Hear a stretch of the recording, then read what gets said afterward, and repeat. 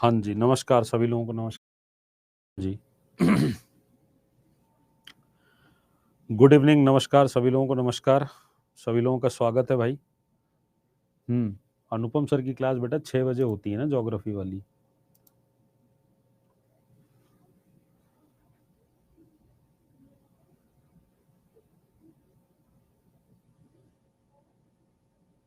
आपकी class local government 2 upload क्यों नहीं रही हो ये निर्वाण 2.0 में?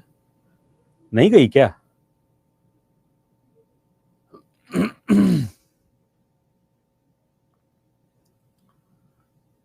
निर्वाण 2.0 में नहीं दिख रही है लोकल गवर्नमेंट 2 वाली क्लास?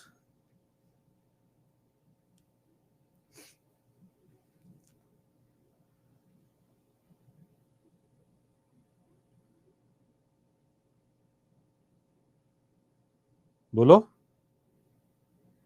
दिख रही है ना? ऐसा कैसे हो सकता है? दिख रही होगी, चलो मैं एक बार पूछ लूंगा। मैं पूछ लूंगा एक बार। ठीक है, अच्छा हाँ, एक तो जरूरी चीज तो रही गई। बाकी लोग कहाँ हैं? जल्दी जल्दी आओ। एक जरूरी चीज तो रह गई, वो दे देने दो जरा।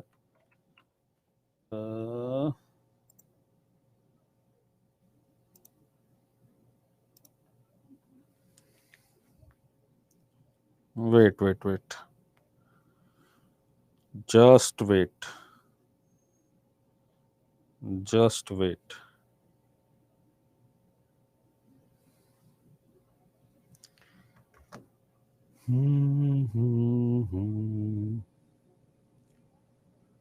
क्या हुआ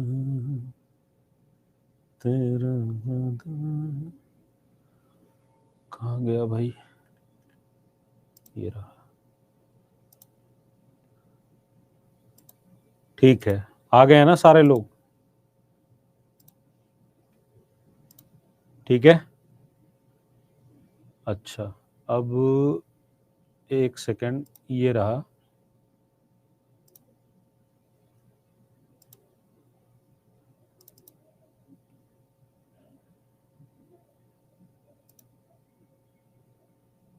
देखिए, ये एक पीडीएफ गई होगी। ठीक है, मैंने पिन कर दिया है। एक पीडीएफ होगी, दिख रही है सबको? पीडीएफ दिख रही है सबको? पीडीएफ दिख रही है सबको? ठीक है, ये पीडीएफ है आपके इंडियन नेशनल मूवमेंट की वन लाइनर वाली पीडीएफ। इस पीडीएफ में जितने भी सवाल आज तक आए हैं इंडियन नेशनल मूवमेंट पे, वो सारे सवाल आपको वन लाइनर के अंदर लिखे हुए हैं। ठीक, बाइलिंगुअल है, हिंदी इंग्लिश दोनों में है। तो आप इसको बढ़िया से पढ़ जाइएगा। ठीक है, बढ़िया से पढ़ जाइएगा। 2-2 पेज भी पढ़ेंगे एक दिन तो। हालांकि जितना, सच बताऊं आपको, जितना मैंने आपको पढ़ाया है उसके बाद आपको किसी पीडीएफ की आवश्यकता है नहीं। पर आप मानते नहीं है ना जब तक आपको कुछ ना कुछ दिया जाए। है ना? तो ठीक है, फिर इसको आप लोग अपना ध्यान में रखिएगा। है ना? ठीक है। अरे स्लाइड हुई कहाँ? करने दें, पढ़ाने दें सब तब ना। चलो शुरू करें।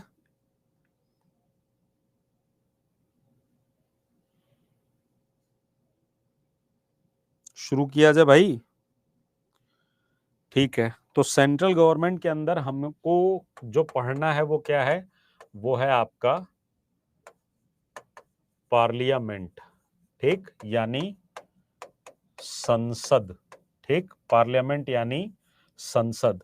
तो संसद के 3 अंग हैं। संसद के क्या हैं? 3 अंग हैं। 3 ऑर्गन्स माने जाते हैं। कौन कौन से? लोकसभा, राज्यसभा, लोकसभा,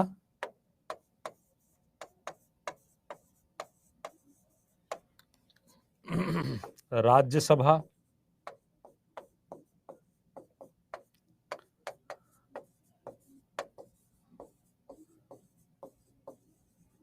और आपका राष्ट्रपति। तो एक सवाल तो देखिए आपसे यही आएगा। ठीक, कि संसद के कितने अंग होते हैं?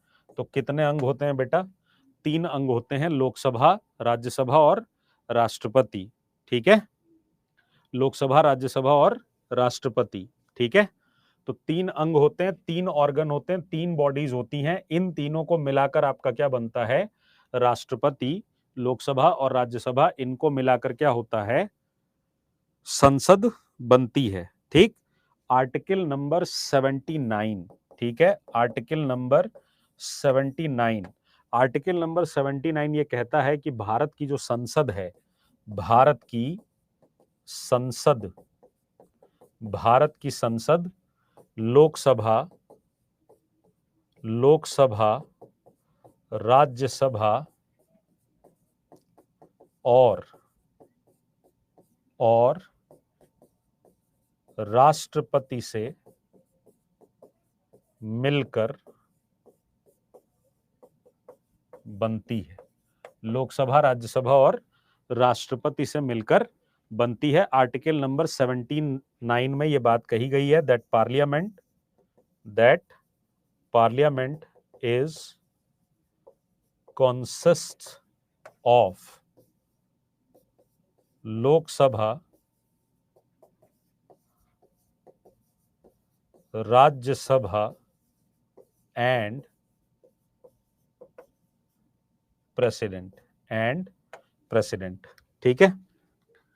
और अगर मैं आपसे ये बोलूं कि जब हम संघीय कार्यपालिका की बात करते हैं, जब हम यूनियन एग्जीक्यूटिव की बात करते हैं, जब हम संघीय कार्यपालिका की बात करते हैं, यूनियन एग्जीक्यूटिव की बात करते हैं, तो यूनियन एग्जीक्यूटिव का मतलब ये होता है कि हम पूरे के पूरे सरकार की बात कर रहे हैं।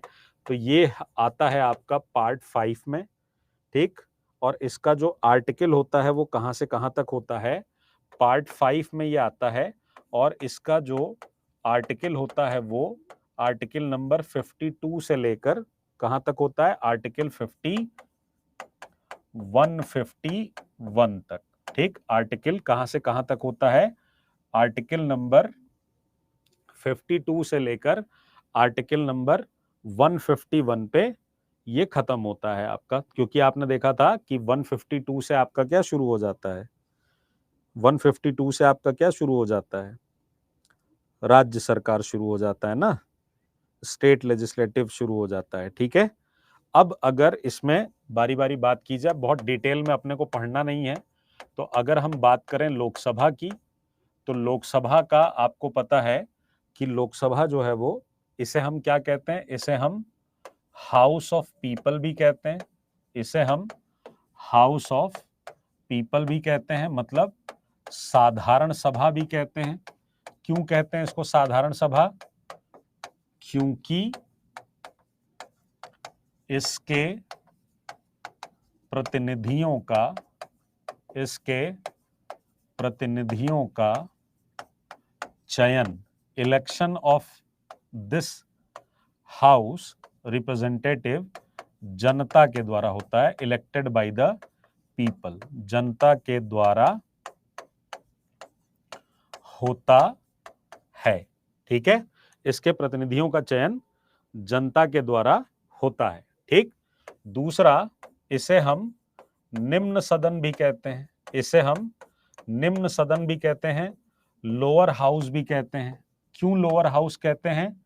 लोअर हाउस क्यों कहते हैं? लोअर हाउस इसलिए कहते हैं क्योंकि यह 5 वर्षों में, यह 5 वर्षों में स्वतः भंग हो जाती है। यह 5 वर्षों में स्वतः भंग हो जाती है, इसलिए इसे हम क्या कहते हैं? लोअर हाउस भी कहते हैं। ठीक, इसलिए हम इसे क्या कहते हैं? लोअर हाउस भी कहते हैं। ठीक है। अब लोकसभा में क्या होता है कि संपूर्ण देश में, पूरे देश में, संपूर्ण देश को क्या किया जाता है? निर्वाचन क्षेत्रों में बांटा जाता है। संपूर्ण देश को क्या करते हैं? निर्वाचन क्षेत्र में बांटते हैं। Because it self dissolve in every 5 years। अगर अविश्वास प्रस्ताव आ जाए, पास हो जाए, तो 5 साल से पहले भी भंग हो जाएगी। ठीक है, 5 साल से पहले भी भंग हो जाएगी। ठीक है, अब हम इसको क्यों कहते हैं ये, क्योंकि संपूर्ण देश क्या होता है लोकसभा में, संपूर्ण देश को निर्वाचन क्षेत्र में बांटा जाता है। निर्वाचन क्षेत्रों में, जिसको हम क्या कहते हैं, कॉन्स्टिट्यूएंसीज कहते हैं, कॉन्स्टिट्यूएंसीज कहते हैं, निर्वाचन क्षेत्रों में बांटा जाता है। ठीक है, पूरे देश को हम क्या करते हैं, लोकसभा निर्वाचन क्षेत्र में बांटते हैं, लोकसभा कॉन्स्टिट्यूएंसीज में क्या करते हैं, इसको हम डिवाइड करते हैं। ठीक है, लोकसभा कॉन्स्टिट्यूएंसीज में क्या करते हैं, इसको डिवाइड करते हैं।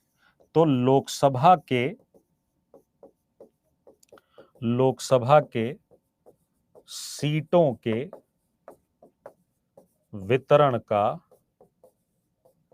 आधार क्या होता है बेटा, लोकसभा के सीटों के वितरण का आधार क्या होगा, जनसंख्या, पॉपुलेशन, होगा कि नहीं होगा। लोकसभा के सीटों के वितरण का आधार क्या होगा, पॉपुलेशन, जनसंख्या होगा, होगा ना। ठीक है, होगा ना। तो लोकसभा में सदस्य संख्या कितनी है, लोकसभा में सदस्य संख्या कितनी है भाई, लोकसभा में सदस्य संख्या कितनी है, तो लोकसभा में सदस्य संख्या है 543। लोकसभा में सदस्य संख्या कितनी है, 543। 545 वालों थम जाओ जरा, 543 है। ठीक, तो क्यों है 543, क्योंकि नोट करके क्या लिखेंगे, आर्टिकल 331 में राष्ट्रपति को एंग्लो इंडियन कम्युनिटी, आंग्ल भारतीय समुदाय, Anglo Indian community, Anglo Indian community, आंग्ल भारतीय समुदाय से दो सदस्यों को मनोनीत करने का नॉमिनेटेड करने का अधिकार था, जिसे 104th constitutional amendment, 104th constitutional amendment 2020 से हटा दिया गया। इसीलिए पहले 545 सदस्य होते थे, पर अब कितने होते हैं, अब कितने होते हैं, 543 होते हैं। ठीक, ये बात हुई थी 25 जनवरी 2020 को। ठीक है, एंग्लो इंडियन मेंबर किसको बोलते हैं, वो लोग जिनके माता पिता में से कोई एक या जिनके पूर्वजों में कोई एक क्या रहा हो, यूरोपीय रहा हो, यानी ऐसे लोग जिनके माता या पिता में से एक यूरोपीय है और एक भारतीय है, इनकी जो संतानें पैदा हुई, इनके बीच शादियां हुई, इनके जो लड़के बच्चे हुए, वो जो रेस बनी, जिसमें एक एंग्लो का मतलब होता है अंग्रेज और भारतीय का मतलब होता है इंडियन, तो अंग्रेज और भारतीयों के मिलने से जो संतानें पैदा हुई, वो क्या कहलाएंगी, एंग्लो इंडियन कम्युनिटी कहलाएंगी। इससे पहले कि आप कमेंट करें कि राहुल गांधी, तो गलत है ये, क्योंकि सोनिया गांधी भारत की नागरिक हैं, तो राहुल गांधी भारतीय हैं, वो एंग्लो इंडियन कम्युनिटी से नहीं है। ठीक, नागरिकता के अंदर कई प्रावधान हैं, उसी में एक प्रावधान है कि अगर कोई इस देश में 7 वर्ष से अधिक लगातार रह रहा हो तो वो भारत का नागरिक बन सकता है। सोनिया गांधी भारत की नागरिक हैं, इसलिए राहुल गांधी भारतीय हैं, वो एंग्लो इंडियन कम्युनिटी नहीं है। ठीक है, क्लियर है। तो इसको क्या कर दिया गया, हटा दिया गया। तो लोकसभा में अधिकतम सदस्य संख्या, अधिकतम सदस्य संख्या, मैक्सिमम नंबर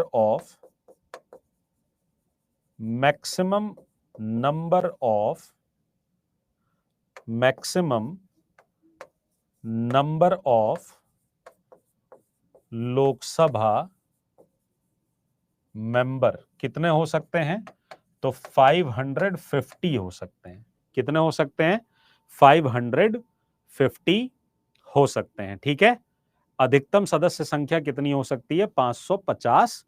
पहले ये संख्या 552 हो सकती थी, पर ये 2 मेंबर जो नॉमिनेट होते थे वो हट गए, तो यहां से भी 2 कम हो जाएगा तो 550 हो जाएगा। और यहां पर पहले ये संख्या 545 हो सकती थी, यहां से भी 2 कम होके कितना हो जाएगा? 543। 2026 तक ये संख्या बनी रह सकती है। 2026 तक ये संख्या बनी रह सकती है। 2026 में जब नया डाल्मेशन कमीशन बनेगा, परिसीमन आयोग बनेगा, तो हो सकता है कि जनसंख्या के आधार पर सीटों की संख्या बढ़ जाए। जनसंख्या के आधार पर सीटों की संख्या बढ़ जाए। क्लियर है पॉइंट ये? क्लियर है पॉइंट ये? ठीक है, तो लोकसभा में 5 वर्तमान सदस्य संख्या कितनी है?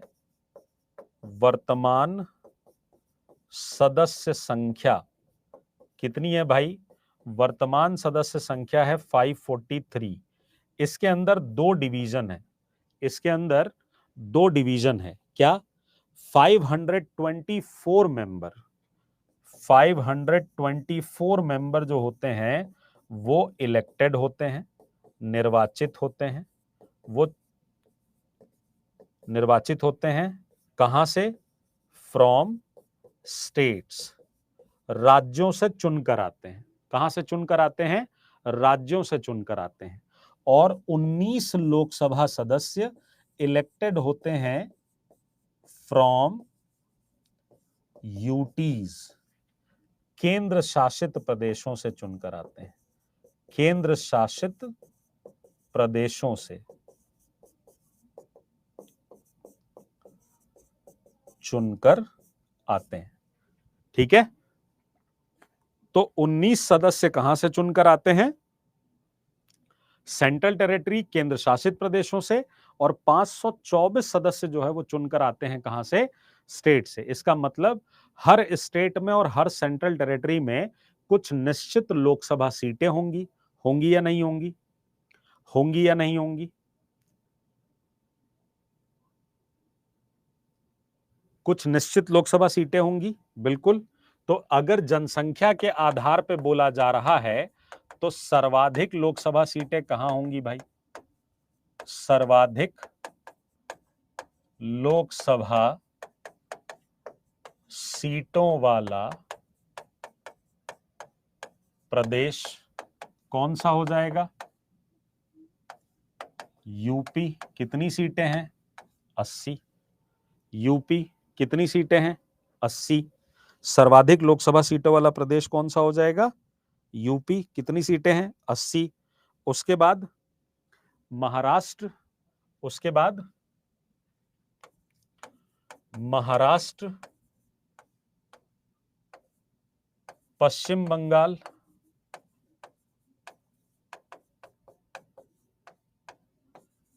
बिहार और फिर तमिलनाडु। ठीक है, महाराष्ट्र में कितनी सीटें हैं? 48। वेस्ट बंगाल में कितनी सीटें हैं? 42। बिहार में कितनी सीटें हैं? 40। तमिलनाडु में कितनी सीटें हैं? 39। ठीक है, 39। क्लियर है?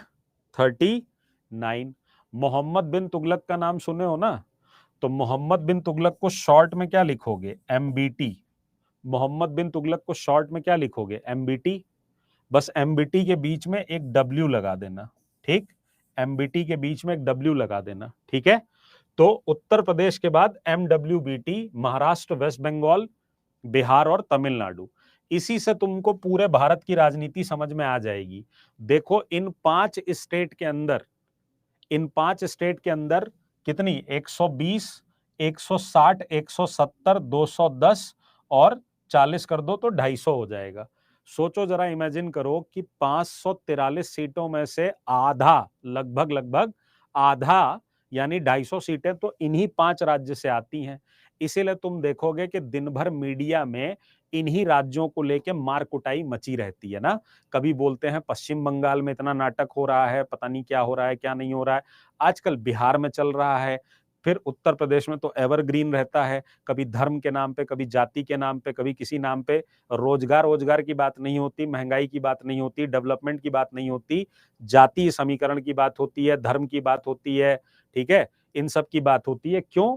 क्योंकि भैया अगर ये 5 सीट किसी के कब्जे में है तो उसका लोकसभा क्या है, 100% फिक्स है, उसको कोई रोक नहीं सकता।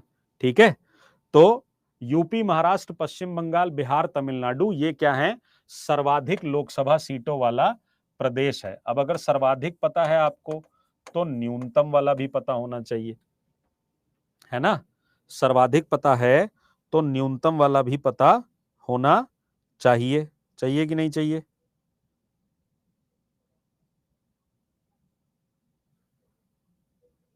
ठीक, तो न्यूनतम वाले में क्या है, कई जगह पे 1 है, 2 है, इसलिए न्यूनतम वाले पे सवाल आपसे नहीं बनेगा। इसीलिए जब भी सवाल बनता है वो कहां से बनता है, यहां से बनता है, बिहार वाले पे आप पे क्वेश्चन आ सकता है। ठीक, बिहार वाले पे आप पे क्वेश्चन आ सकता है। ठीक, उसके बाद सबके सबका, अगर उसके अंदर सबका प्रतिनिधित्व आना चाहिए तो लोकसभा में एससीज एंड एसटीज के लिए भी प्रतिनिधित्व होगा। सीटें आरक्षित हैं, क्रमशः कितनी, क्रमशः कितनी, रिस्पेक्टिवली कितनी, क्रमशः। तो एससीज के लिए 84 एंड एसटीज के लिए 47, एसटीज के लिए 47 सीटें आरक्षित हैं, रिजर्व्ड हैं, आरक्षित हैं। तो रिजर्व्ड सीटें कितनी हैं, तो एससीज के लिए कितनी है, एससीज के लिए 84 और एसटीज के लिए 47, एसटीज के लिए 47। क्लियर है पॉइंट? क्लियर है पॉइंट? महिलाओं के लिए कितनी सीटें आरक्षित हैं लोकसभा में? महिलाओं के लिए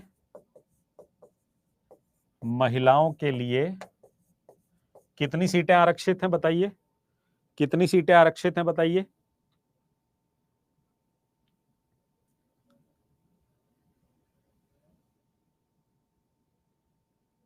महिलाओं के लिए लोकसभा में कितनी सीटें आरक्षित हैं?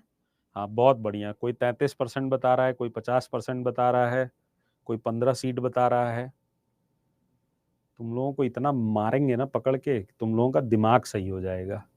लोकसभा में महिलाओं के लिए सीटों का आरक्षण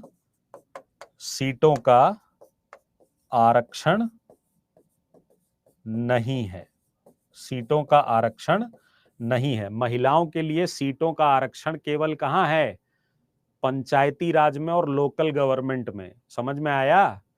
अगर महिलाओं को आरक्षण दे देते तो बात ही बदल जाती पूरी।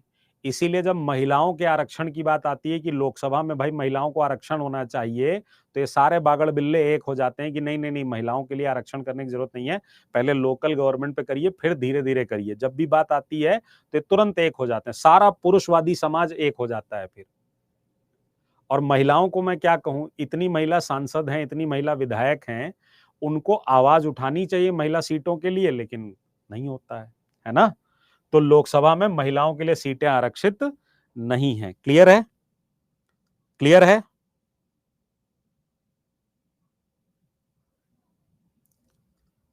क्षेत्रफल के आधार पे सबसे बड़ा लोकसभा क्षेत्र कौन सा है?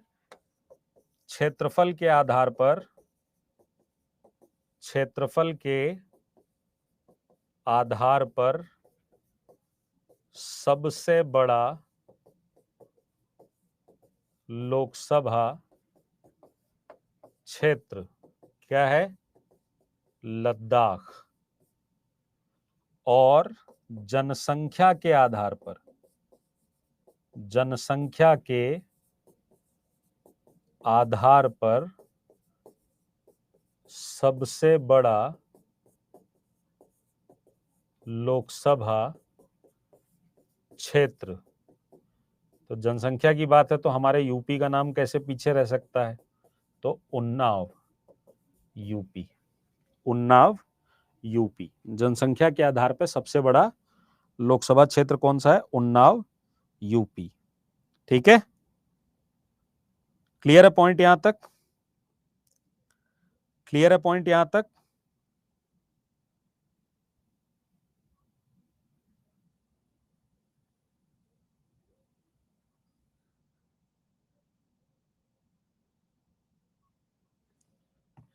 ठीक है, अब इसके बाद जब चुनाव होता है तो प्रत्येक 5 वर्ष पे चुनाव होता है।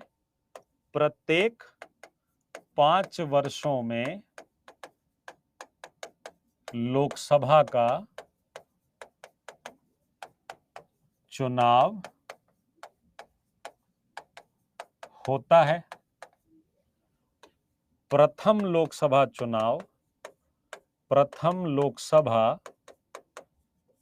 चुनाव 1951-52 में हुए थे,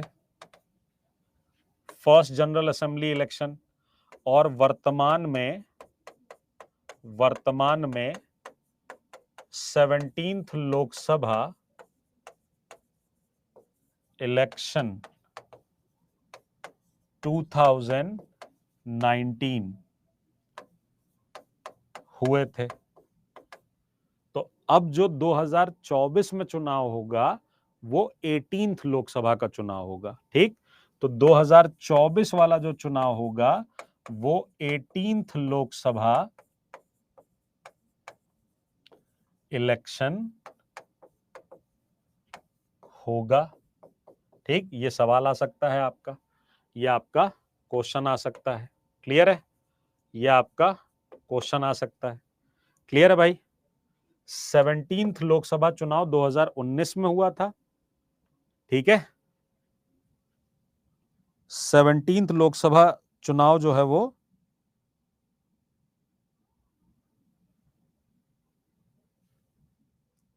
क्लियर है?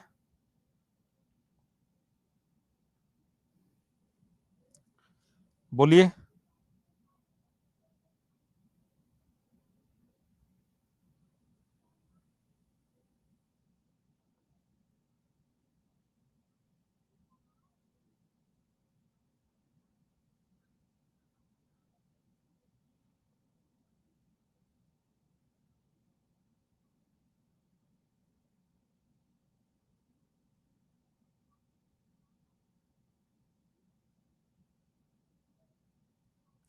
बोलिए।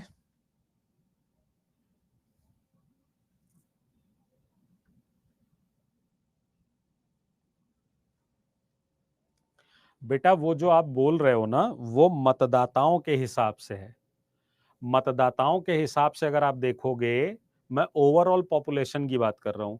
मतदाताओं के हिसाब से देखोगे तो अब तो चेंज हो चुका है, वो आंध्रा में है, मलकाजगिरी या समथिंग नाम है उसका, वो है। ठीक है, क्लियर है? अच्छा, तो अब जब इलेक्शन होगा, जब लोकसभा इलेक्शन होगा तो वही बात, पार्टियां क्या करेंगी? कंटेस्ट करेंगी। पार्टियां क्या करेंगी? कंटेस्ट करेंगी। कंटेस्ट करेंगी तो आपका जब रिजल्ट आएगा तो उस रिजल्ट के बाद क्या होगा? 3 टाइप की गवर्नमेंट बनेगी। या तो फुल मेजॉरिटी गवर्नमेंट बनेगी, फुल मेजॉरिटी गवर्नमेंट बनेगी, या फिर क्या बनेगी? कोलिजन गवर्नमेंट बनेगी। कोलिजन गवर्नमेंट बनेगी। ठीक है, कोलिजन गवर्नमेंट बनेगी,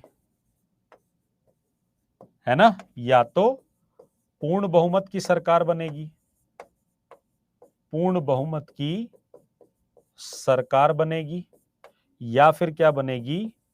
गठबंधन की सरकार बनेगी। क्या बनेगी? गठबंधन की सरकार बनेगी। इसके अलावा अल्पमत की सरकार भी होती है जिसमें आउटसाइड जो है वो क्या दिया जाता है? सपोर्ट दिया जाता है। और इसके अलावा प्री पोल अलायंस होता है, प्री पोल अलायंस होता है या पोस्ट पोल अलायंस होता है? खैर इससे तुमसे क्वेश्चन नहीं आएगा। दो पूछे जाते हैं, एनडीए और यूपीए, ये पूछा जा सकता है। वर्तमान में दो गठबंधन चल रहे हैं, एनडीए और यूपीए चल रहे हैं ना। एनडीए का फुल फॉर्म क्या है? एनडीए का फुल फॉर्म है नेशनल डेमोक्रेटिक अलायंस। ठीक, हिंदी में क्या कहते हैं? राष्ट्रीय जनतांत्रिक गठबंधन। आजकल इनकी पार्टी के लोग जो है वो छटक रहे हैं इनसे, है ना। राष्ट्रीय जनतांत्रिक गठबंधन कहते हैं। और दूसरा क्या है आपका? यूपीए, यूनाइटेड प्रोग्रेसिव अलायंस, संयुक्त प्रगतिशील गठबंधन, संयुक्त प्रगतिशील गठबंधन। ठीक, अब आजकल आप एक नया सुन रहे होंगे नाम। नया नाम क्यों दिया गया? नया नाम क्या दिया गया है? इंडिया। नया नाम क्या दिया गया है? इंडिया। आजकल सुन रहे होंगे करंट अफेयर्स में, नया नाम क्या दिया गया है? इंडिया। ठीक है। वर्तमान में बिहार में कौन सा गठबंधन है? नहीं, एनडीए की सरकार नहीं है ना, क्योंकि एनडीए से बीजेपी, मतलब नीतीश कुमार निकल गए ना उसमें से। तो अभी तो वहां पे अलायंस की सरकार है, गठबंधन की सरकार है, वहां पे कोलिजन गवर्नमेंट है। ठीक है। अभी एक नया नाम सुनने में आ रहा होगा आपका, क्या? इंडिया। ठीक। आपने देखा होगा बीजेपी के जो प्रवक्ता हैं वो नाम बिगाड़ने में बहुत तेज हैं। जैसे आरजेडी को कुछ नाम दे देंगे, समाजवादी पार्टी को कुछ नाम दे देंगे, कांग्रेस को कुछ बोल देंगे। तो कभी भी आप न्यूज में सुनिएगा तो बीजेपी के प्रवक्ता क्या करते हैं? नाम बिगाड़ देते हैं, गलत सलत नाम बोलने लगते हैं। इसीलिए नाम क्या रखा गया है? इंडिया। कि कैसे बोलोगे? इंडिया का गलत नाम नहीं ना बोल सकते। तो बहुत बढ़िया, जिसने भी ये सोचा होगा बहुत दिमाग लगाया होगा। तो इंडिया जो है वो क्या कर दिया गया? नाम दे दिया गया। ठीक है। बहरहाल, अब ये जो लोकसभा का इलेक्शन है, ठीक है, इसमें अगर रिजल्ट आ गया तो अब क्या होगा कि एक आपका क्या चुन दिया जाएगा? प्राइम मिनिस्टर, प्रधानमंत्री। जीती हुई पार्टी के सदस्य क्या चुनेंगे? प्रधानमंत्री। ये सब पढ़ चुके हो स्टेट वाले में, जैसे वहां सीएम चुन रहे थे, यहां पर क्या हो जाएगा? Leader of the ruling party. Leader of the ruling party. Leader of the ruling party यानी सत्ताधारी दल का नेता। सत्ताधारी दल का नेता। ठीक, सत्ताधारी दल का नेता। ठीक है। क्या कहलाता है? प्रधानमंत्री कहलाता है। फिर प्रधानमंत्री क्या करता है? अपने शासन को चलाने के लिए अन्य मंत्रियों की नियुक्ति करवाता है, जिन्हें हम क्या बोलते हैं? काउंसिल ऑफ मिनिस्टर, यानी मंत्रि परिषद बोलते हैं। क्या बोलते हैं? मंत्रि परिषद। इनकी संख्या कितनी होनी चाहिए? तो तुमने पढ़ा हुआ है 52वें संविधान संशोधन, 92वें संविधान संशोधन, 92nd कॉन्स्टिट्यूशनल अमेंडमेंट से क्या बोला गया कि 15% से ज्यादा नहीं होने चाहिए। ठीक, 15% से ज्यादा नहीं होनी चाहिए। ठीक है। तो मंत्री परिषद होंगे, और फिर इसी मंत्री परिषद में कुछ खास मंत्री होंगे जिनको इंपॉर्टेंट पोस्ट दी जाएगी। उन्हें क्या बोला जाता है? कैबिनेट मिनिस्टर बोला जाता है। क्या बोला जाता है? कैबिनेट मंत्री बोला जाता है। जिनके पास महत्वपूर्ण मंत्रालय होते हैं, जिनके पास महत्वपूर्ण मंत्रालय होते हैं। ठीक है। जिनके पास महत्वपूर्ण मंत्रालय होते हैं। क्लियर है भाई?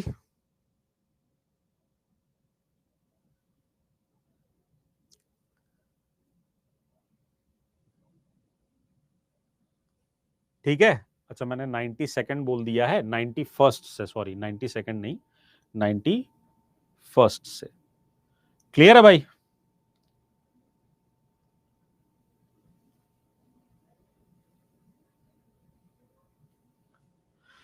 अब यहां पर नोट करके एक पॉइंट सुन लो, ठीक? कौन लड़ने लगा भैया तब तक आपस में?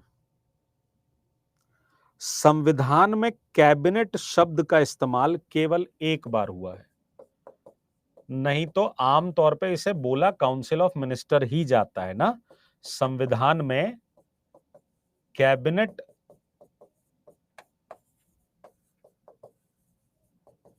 शब्द का प्रयोग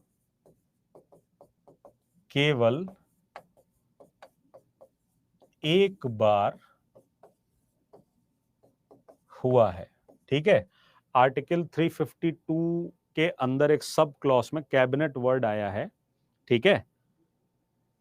कैबिनेट आया है वर्ड कि कैबिनेट की लिखित सलाह पर काम करेगा, ठीक है? ठीक है, तो प्रधानमंत्री क्या हो गया? Leader of the ruling party, plus वो क्या करता है? काउंसिल ऑफ मिनिस्टर से काम अपना उसको भाई शासन चलाने के लिए। इसके अलावा और भी होते हैं, जैसे मिनिस्टर ऑफ स्टेट होते हैं, minister of state with independent charge होते हैं। ये सारे लोग मिलकर क्या बनाते हैं? ये सारे लोग मिलकर क्या बनाते हैं? ये सारे लोग मिलकर एग्जीक्यूटिव बनाते हैं, कार्यपालिका बनाते हैं। ये सारे लोग मिलकर क्या बनाते हैं? कार्यपालिका बनाते हैं, या इन्हीं को हम क्या कहते हैं? सरकार कहते हैं, गवर्नमेंट कहते हैं। इन्हीं को हम क्या कहते हैं? गवर्नमेंट कहते हैं, सरकार कहते हैं, ठीक है?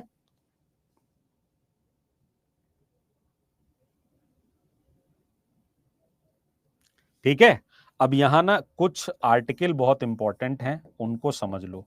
आर्टिकल 74 में क्या बोला गया कि राष्ट्रपति प्रेसिडेंट जो होता है उसको सलाह देने के लिए, राष्ट्रपति को सलाह देने के लिए एक मंत्रिपरिषद होगी। एक क्या होगी? मंत्रिपरिषद होगी। There shall be a council of minister to advise the president, ठीक है? टू एडवाइज द प्रेसिडेंट, ठीक है?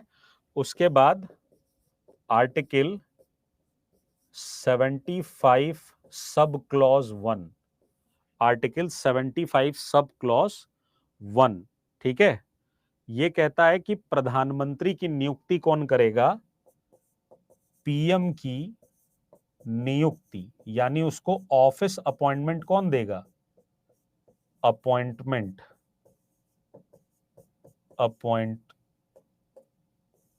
अपॉइंटमेंट,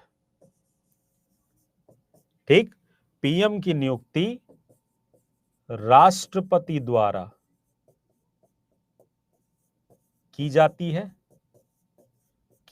है और उसकी सलाह पर, उसकी मतलब प्राइम मिनिस्टर की सलाह पर अन्य मंत्रियों की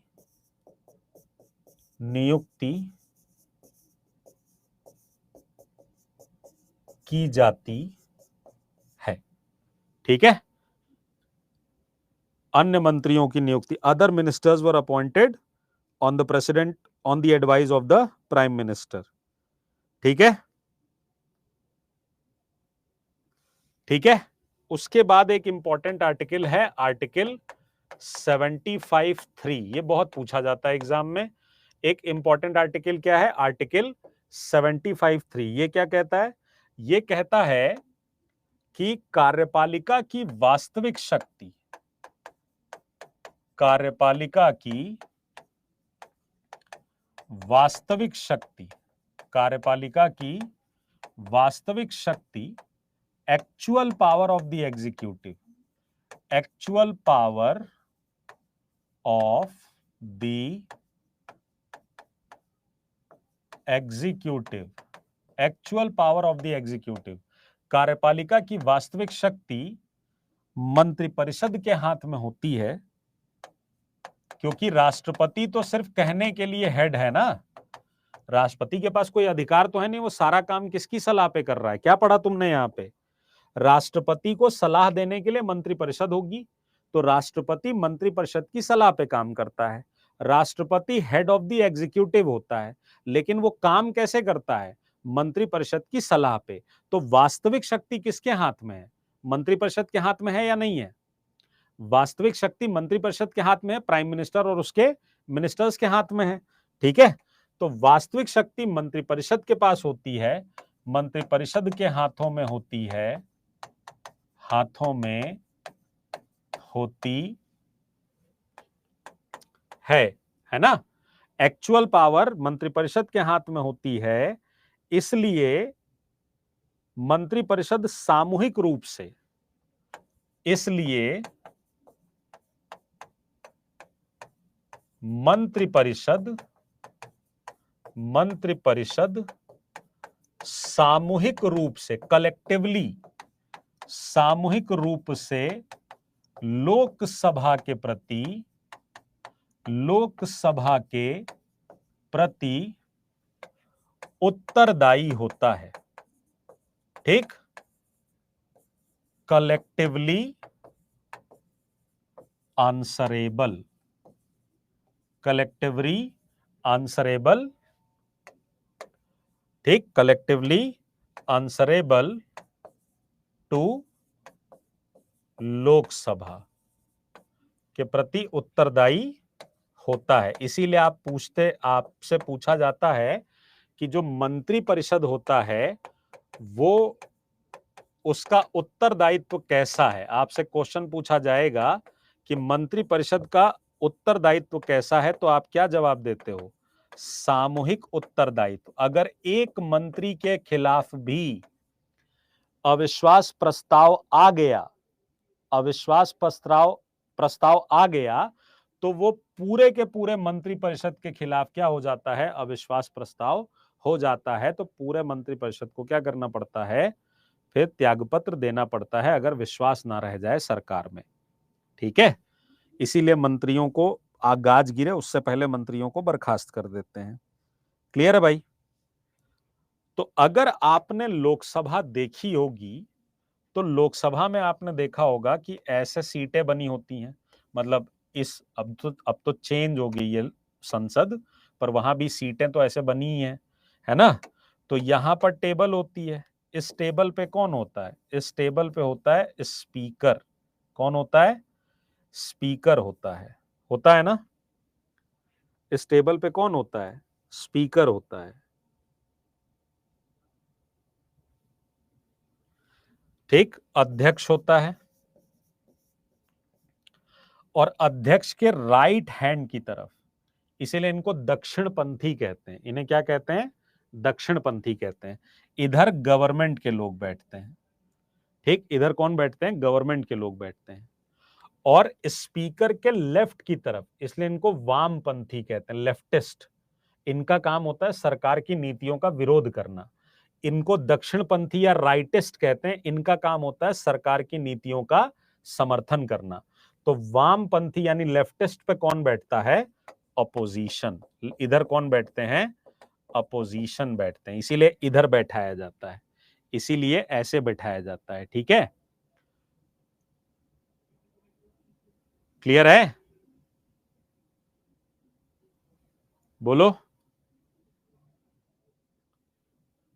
ठीक है, तो यहां तुम देखे होगे मोदी जी यहां बैठते हैं, राहुल गांधी यहीं से निकल के गया था ना, गले लगा लिया था तो चिढ़ गए थे सारे लोग। तो यहां पर नरेंद्र मोदी बैठते होंगे, क्योंकि वो क्या है? गवर्नमेंट के लीडर हैं, लीडर ऑफ द गवर्नमेंट है वो, तो वो यहां बैठेंगे। और यहां पर जो आदमी बैठेगा उसको क्या बोला जाएगा? Leader of the opposition. ठीक, विपक्ष का नेता। ठीक, मल्लिकार्जुन खड़गे। कौन है विपक्ष का नेता?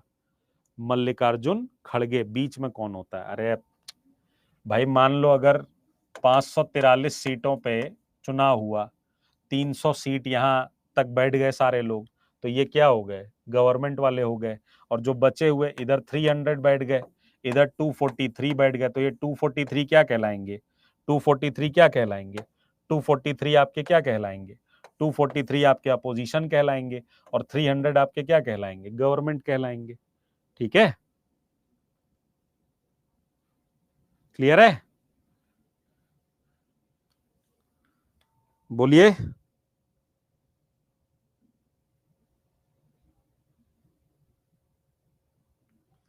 बोलो यार।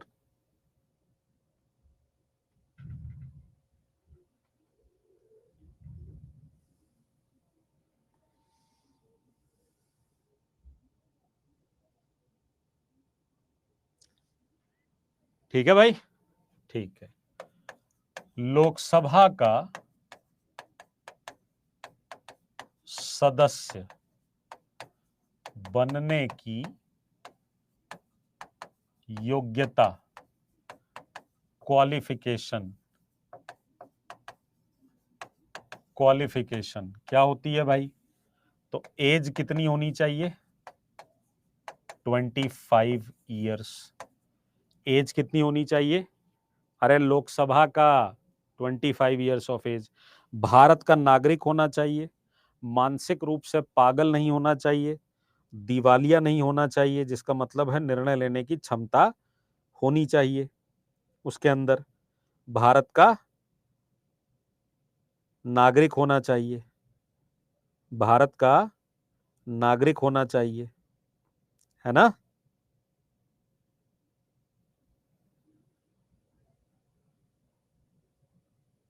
क्लियर है?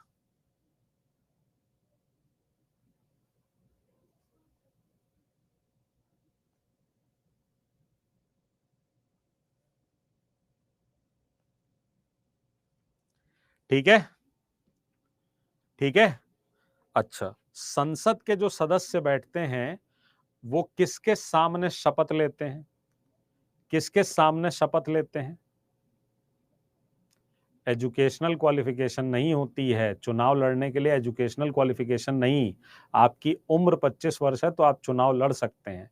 एजुकेशन कोई मान्यता नहीं है या कोई मानक नहीं है कि जो पढ़ा लिखा होगा वो बिल्कुल सही होगा। अनुभव सड़क से भी आता है। एक अनपढ़ व्यक्ति भी देश अच्छे से चला सकता है। जरूरी नहीं है कि सरकार बनाने के लिए, देश चलाने के लिए पढ़ा लिखा ही होना जरूरी है। हाँ, पढ़े लिखे होने पे ये होता है कि आप जो है वो, नहीं बिल्कुल गलत नहीं है, बिल्कुल गलत नहीं है। ऐसे तो क्या होगा, अगर आप पढ़ाई को क्वालिफिकेशन बना देंगे तो भारत की एक बहुत बड़ी आबादी है जो पढ़ी लिखी नहीं है, वो तो फिर हट गई। उनका प्रतिनिधित्व करने वाला तो कोई नहीं बचा। सबसे ज्यादा घोटाला कौन करता है भाई? जितने लोगों ने आज तक घोटाले किए हैं सब के सब पढ़े लिखे आदमी थे। हर्षद मेहता से एग्जाम्पल देख लीजिए आप। ठीक है, तो लोकसभा के जो सदस्य होते हैं, लोकसभा के सदस्य राष्ट्रपति या उसके द्वारा नियुक्त किसी व्यक्ति के समक्ष शपथ लेते हैं, शपथ लेते हैं। तो प्रेसिडेंट के सामने ओथ लेंगे, या अगर प्रेसिडेंट ने किसी को अपॉइंट कर दिया कि मैंने आपको अपॉइंट कर दिया, तो उसके सामने ओथ लेंगे। ठीक है, उसके सामने शपथ लेंगे। क्लियर है पॉइंट?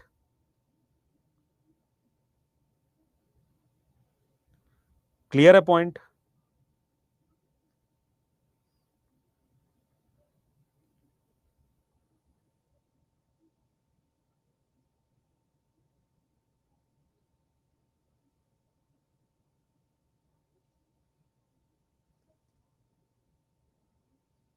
बोलो।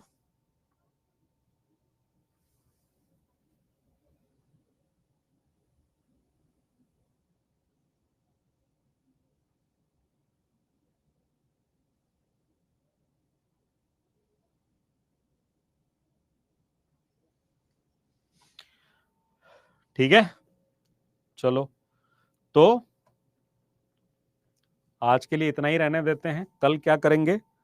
कल लोकसभा में हम स्पीकर की क्या भूमिका होती है, प्रोटेम स्पीकर क्या होता है, और उसके साथ साथ लोकसभा के कुछ कार्यों के बारे में पढ़ेंगे। ठीक है? तो कल लोकसभा को खत्म करते हुए राज्यसभा को कंप्लीट करेंगे। ठीक है? क्लियर है? क्लियर है? बाकी आपकी जो वन लाइनर है इंडियन नेशनल मूवमेंट की, वो लग गई है क्लास के अंदर, पिन कर दी गई है, तो आप उसको डाउनलोड कर लीजिएगा। ठीक है? चलिए फिर आज के लिए इतना ही। वो सब कल बताऊंगा बेटा। अविश्वास प्रस्ताव ये वो कल। पॉलिटी कब तक चलेगा? देखो मेरे को लग तो रहा था कि 20 तक खत्म हो जाएगा, पर आप लोगों का इतना सवाल रहता है कि मेरे को फिर ये भी लगता है अगर मैं सवाल को डॉज करके पढ़ाने ही लगूं तो मुझे फिर लगता है कि यार गलत कर रहा हूं, नहीं ऐसा नहीं करना चाहिए। तो आप मान के चलिए कि 25 तारीख तक आपकी पॉलिटी खत्म होगी। वैसे मेरी पूरी कोशिश है कि मैं उससे पहले खत्म कर दूं। हाँ, एक चीज मैं अभी बता दे रहा हूं आपको। अगर हम 25 तारीख तक पॉलिटी खत्म करते हैं तो इसका मतलब ये है कि हिस्ट्री के लिए मैंने फिर टारगेट बनाया कि 10 दिन में जितनी हिस्ट्री आपको पढ़ा पाऊंगा उतनी पढ़ाऊंगा। एससीईआरटी पहले करा दूंगा उसकी। उसके बाद फिर हम लोग यूट्यूब पे अपना जब मैराथन लगाएंगे तो वहां पर आपको क्वेश्चन की प्रैक्टिस ज्यादा करा दूंगा। मैंने एक मैराथन ली थी नवनीत सर के साथ। आप उस मैराथन को अवश्य देख लीजिए। उसमें रिवीजन के पर्पस से जितने क्वेश्चन मैंने कराए हैं वो आपके एग्जाम के पॉइंट ऑफ व्यू से बहुत इंपॉर्टेंट हैं। ठीक है? बहुत इंपॉर्टेंट है। इस सैटरडे एक्स्ट्रा क्लास आपकी नहीं लूंगा। इस सैटरडे एक तो मेरी पेडागोजी की ऑलरेडी 3 घंटे की क्लास है, और मेरा सीटेट में एक एक्स्ट्रा क्लास लेना है उन बच्चों का, तो सीटेट की शायद एक्स्ट्रा क्लास लूंगा। अगर उनकी नहीं लेता हूं एक्स्ट्रा क्लास तो आपकी ले लूंगा क्लास। ठीक है? नहीं, संडे को तो इस संडे नहीं हो पाएगा बेटा, थोड़ा सा बेटे के लिए जाना है एक दो जगह है। तो कल करते हैं फिर। सीटेट का एग्जाम 20 अगस्त को है बेटा। एसएसटी के वन लाइनर भी, हाँ वन लाइनर देंगे। एसएसटी का हिस्ट्री का एक वन लाइनर देंगे आपको। ठीक है? चलिए, टाटा बाय बाय।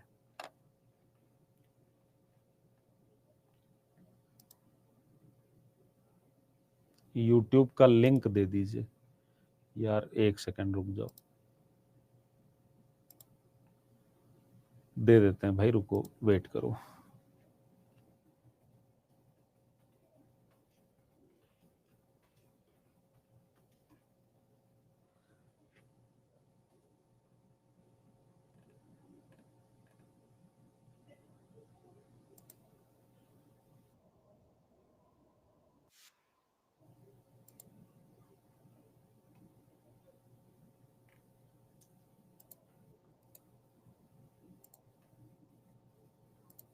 लो भाई, ये लीजिए। ठीक है?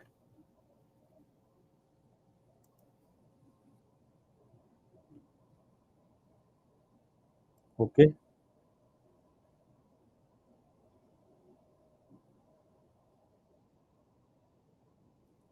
भाई